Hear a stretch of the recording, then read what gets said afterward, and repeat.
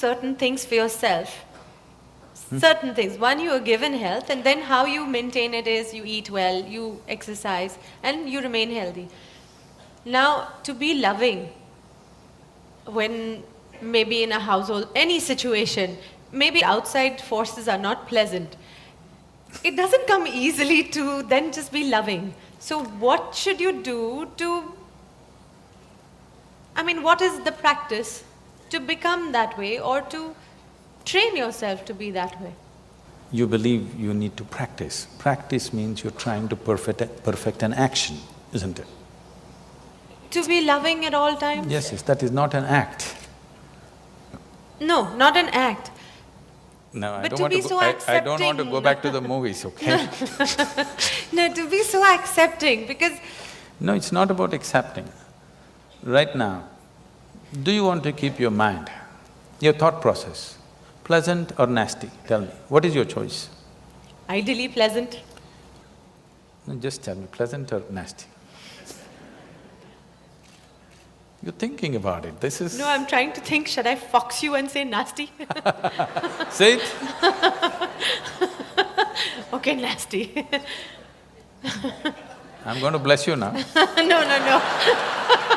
Okay, I take back my words. Okay. All right. Any human being's choice for themselves is definitely pleasantness, Yes. isn't it? Body, mind, emotion, everything and surroundings, you want it pleasant. Yes. So why is it not pleasant?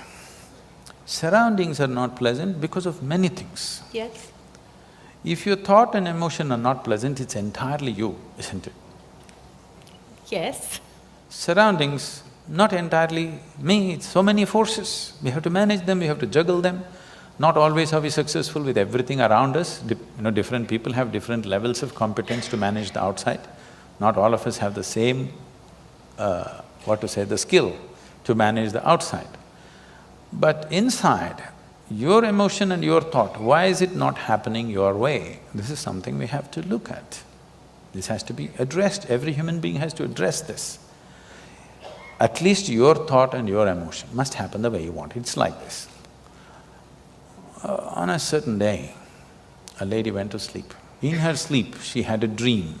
In her dream, she saw a hunk of a man standing in that corner. And then he started coming closer and closer and closer. He came so close she could even feel his breath. She trembled, not in fear.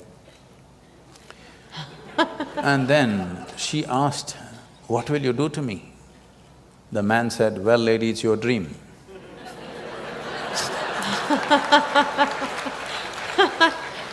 I'm saying, what's happening in your mind is your bloody dream.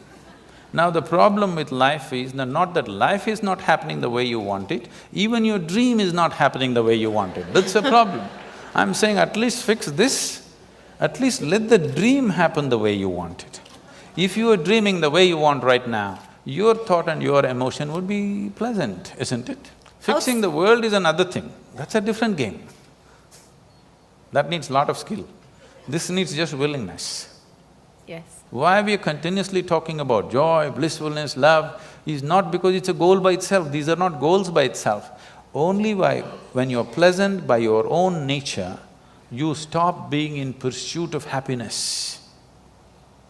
You are fine by yourself. You don't have to go anywhere to feel pleasant. You don't have to do anything to feel pleasant. Sitting here, you're feeling very pleasant. Now you will look at life the way it is. Otherwise, you're an endless race.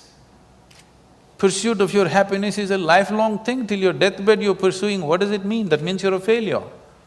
If you're pursuing happiness when you were 5, I can understand. But that was not the fact. When you were 5, you're simply happy by your own nature. When you're 50, you're pursuing your happiness. This is a failed story, isn't it?